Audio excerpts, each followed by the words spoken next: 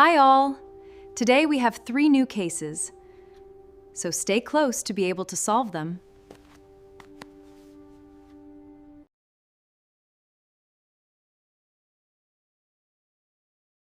At 9:15, a priceless diamond vanished from a locked museum gallery. The door never opened. The alarm never sounded. Inspector Maelis Crowe, I will provide the complete timeline, every suspect's statement, and all the evidence required to solve the case. When the investigation is complete, you will have 5 seconds to name the thief and explain how the diamond left a room nobody entered. There are no hidden tricks. The azure star rested inside a reinforced case, fitted with a pressure sensor. Lifting it without authorization triggers a building-wide alert. At 8:40, the curator photographed the diamond, tested the alarm indicator, locked the display, and left. The room's single security camera recorded continuously. At 9, a severe storm forced the building onto its backup generator. The lights dimmed for 12 seconds. Emergency power kept the perimeter secure, the alarm active, and the camera rolling. 15 minutes later, the night guard unlocked the gallery during his patrol. The door was undamaged. The glass case stood open. The azure star was gone, yet the electronic access logs showed 0 entries. The electronic and physical perimeter evidence indicates a traditional intrusion was impossible. The investigation must shift away from who broke into the gallery and toward how the security system was bypassed. This diagram shows the floor plan. 4 people had the knowledge to bypass that system. During the window of the theft, each one occupied a specific, verified location within the museum: the security desk, the curator's office, the basement, and the restoration room. Evelyn Shaw, the curator, securely sealed the service key before she left the security office. Her computer terminal recorded steady work on the insurance inventory throughout the evening. Leon Briggs, the night guard, remained at the security desk. He watched the continuous, unaltered camera feed of the gallery until he began his physical patrol. Daniel Pike, the electrician, managed the power transfer. Generator sensors confirmed his presence in the basement during the entire blackout. Nora Bell, the chief restorer, worked on an antique portrait in the adjoining restoration room. A workshop camera verified she was at her bench. In her statement, she noted, "I never entered the gallery." These statements contained truths, but one statement answered the wrong question. I had not asked whether someone entered through the door. An airtight alibi for entering a room is worthless if the theft did not require a physical entry. This wireframe shows the gallery's geometry. The security camera saw the front and left side of the display. Its narrow service panel faced the rear wall, remaining in a permanent blind spot. The wall directly behind it is a shared partition adjoining Nora's workshop. Behind a large portrait on the workshop side, investigators found fresh tool marks and a concealed opening in the wall, and a fine dusting of pale blue plaster on the floorboards that matched the gallery wall. Earlier that day, Nora signed out an elongated, flexible inspection tool with a gripping head. It could traverse that newly discovered opening. Nora's workshop camera footage established her presence in the room, but the large portrait she was repairing blocked any view of her hands or the section of the wall behind it. The gallery door remained locked. The case's back was invisible. A concealed opening adjoined Nora's workshop, and her camera couldn't show what her hands were doing.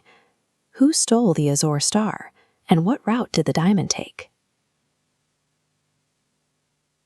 Physical security perimeters fail when they only protect traditional entry points. An alarmed door offers no protection if an adjoining structural vulnerability is left unmonitored. This cross-section shows the theft. Nora Bell reached the diamond from her workshop without crossing the threshold. Before closing, she prepared a narrow opening. During the blackout, she extended a flexible tool, bypassed the pressure plate, and pulled the diamond back through the wall. The locked door and continuous gallery camera feed protected Nora's illusion by focusing security's attention on the entrance. The tool marks proved the case was accessed from behind. The plaster dust confirmed the wall had been breached. The inventory log verified she had the instrument needed, and the camera blind spots concealed her hands. It was the only logical route. The most effective impossible crimes rely on a false boundary, exploiting the assumption that a door is the only way in. Nora succeeded until the evidence forced us to analyze the spatial reality. Did you solve it? Inspector Maelis Crowe. Case closed.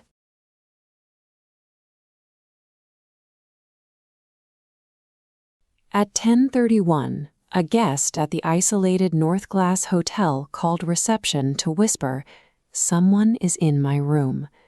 3 minutes later, the door was unlocked. The room was empty. The windows were latched from the inside. The balcony's snow remained a perfect, undisturbed sheet. The corridor camera recorded no one leaving the room. Yet the guest, his coat, and his belongings had vanished. I am Inspector Maelis Crowe. To see through this locked room illusion, you must adhere to 3 principles. Follow the time, follow the route, and question the call. The distress call was real, but the truth it seemed to establish was the first piece of a calculated deception. The victim, Julian Cross, was carrying the only handwritten manuscript of his final novel. Worth over £500,000, it was a one-of-a-kind prize, and Cross refused to keep a digital backup. He wasn't discreet about the portfolio's value. By 10 o'clock, after a public argument at dinner and a porter-assisted move to the 3rd floor, at least 4 people knew exactly where Julian and his manuscript would be sleeping. This was no supernatural event. It was a heist executed by someone who knew the hotel's layout better than the guests did. The official record begins at 10:20 p.m., when Julian entered room 307 alone and locked the door. At 10:24, the 3rd floor camera recorded Elias, the porter, pushing a linen cart past Julian's door toward the service lift. 7 minutes later, the distress call reached the desk. By 10:34, the manager opened the door to find the room vacant. The architectural facts are rigid.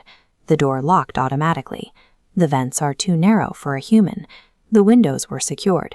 And that corridor camera never stopped recording. If a physical exit from the room during those 14 minutes was impossible, the error is not in the security of the room. The real error lies within the timeline we have been given. 4 individuals had the knowledge to pull this off: Clara, the receptionist, Simon, the manager, Elias, the porter, and Lydia, the publisher. At 10:24, the moment the cart passed Julian's door, the dining room camera shows Simon 4 floors down, checking the dinner receipts. At that same second, 3 guests in the lounge were watching Lydia order a coffee. Their physical locations at the critical moment are accounted for. This leaves Clara and Elias. To find the truth, we don't need secret passages, only the realization that the crime was over before the hotel staff even reached the door.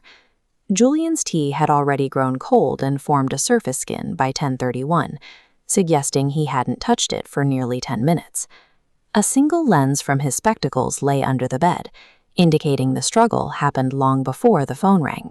Inside the linen cart, investigators found a dark wool fiber from Julian's coat snagged on a fresh scratch matching the manuscript portfolio's brass corner.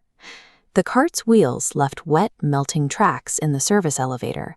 It had definitely been outside in the deep snow, despite the porter's strict claim that he never left the 3rd floor corridor. The hotel uses an old analog switchboard. When an internal call comes from an unnumbered line, like the one in the 3rd floor linen room, the receptionist manually assigns the room label on the display. If Julian and his portfolio were already in that cart, moving toward the loading bay, then the call for help was a phantom. The struggle was early. The cart went outside. The switchboard allowed the receptionist to decide which room was calling, who moved the victim, who staged the call, and how did they leave the room perfectly sealed. 5, 4, 3, 2, 1. The sequence is complete. The only thing left is to spot the lie. Elias, the porter, and Clara, the receptionist, worked together. Julian was gone by 10:24, 7 minutes before anyone heard a whisper for help. Elias used the tea delivery to gain entry, overpowered Julian, and hid him inside the linen cart. He bypassed the main hallway cameras by using the service lift to reach a vehicle waiting at the loading bay. At 10:31, Clara used the unnumbered phone in the linen room to whisper the distress call, manually labeling it 307 on her board to give Julian a false proof of life. The room was locked because it shuts automatically. The camera didn't miss Julian.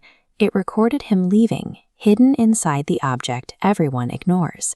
One flawless false timeline built from 2 distinct, genuine facts. If you spotted the break in the chain, let the next investigator know where the illusion shattered, but keep the solution itself a secret. Inspector Maelis Crowe. Case closed.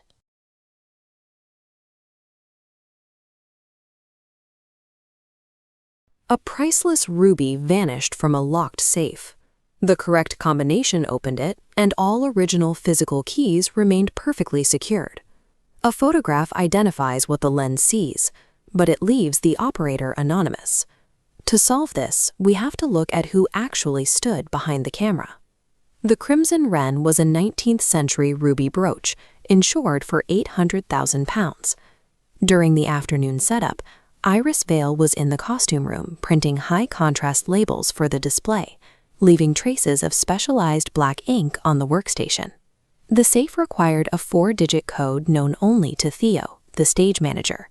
He carried the only working door key on a chain, though he'd briefly handed his entire ring to the photographer for a publicity shot near the room's standing makeup mirror. Solving this case requires distinguishing between a person's actual physical location and a machine's automated activity. This timeline maps our precise 25-minute investigative window. At 11:40, Theo verified the brooch was inside the safe, closed it, and locked the costume room. At 11:45, the final rehearsal began. The cast and crew moved to their assigned positions in the auditorium and on stage. By midnight, automated rehearsal photographs placed the lead actor, the costume designer, and the stage manager together on the main stage.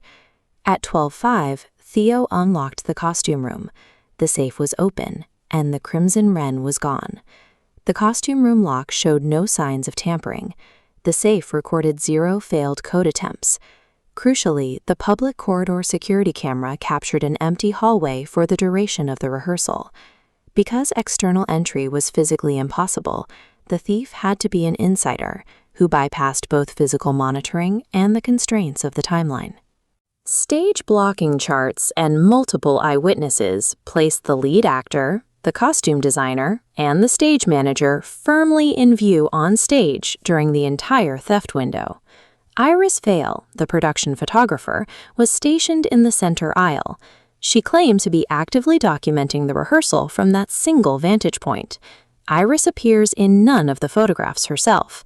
Instead, the continuous sound of shutter clicks echoing through the auditorium served as the evidence of her presence. This alibi relies on the belief that a continuous sequence of photographs requires a human hand to take them. A thief could use technological documentation as a shield, creating the illusion of presence while they are physically elsewhere. During that earlier publicity shoot, Theo opened the safe. The standing makeup mirror reflected his hand, allowing the photographer to capture the exact 4-digit code, 9174. Look at these 6 frames taken during the theft window. There is absolutely 0 pixel variation in height or borders. Iris set her camera to an interval timer. No human photographer could hold a camera this steady for 6 minutes. This spatial map reveals a hidden service passage connecting the auditorium's side aisle to the costume corridor. It bypassed the security camera entirely and required 70 seconds to walk.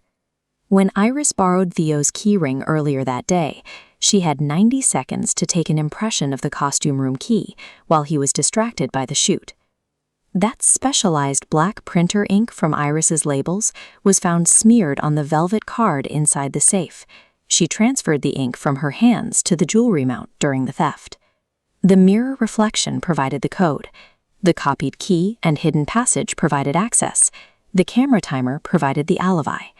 Who stole the crimson wren? Iris Vale stole the crimson wren. She used the camera's interval timer to manufacture an alibi while she committed the theft. At 11:57, Iris started the timer and entered the service passage. She opened the safe with the stolen code at 11:59, took the brooch, and returned to the auditorium by 12:03. The automated clicking of the camera tricked the cast. Anyone hearing the shutter assumed Iris remained in the aisle. The identical robotic framing of the images and the ink transfer on the jewelry card definitively linked the photographer to the crime scene. A photograph captures a single frozen moment. The deception succeeded by leading the company to assume a human hand was behind every click. Inspector Maelis Crowe. Case closed. I hope you enjoyed. Please share, like, and subscribe to the channel.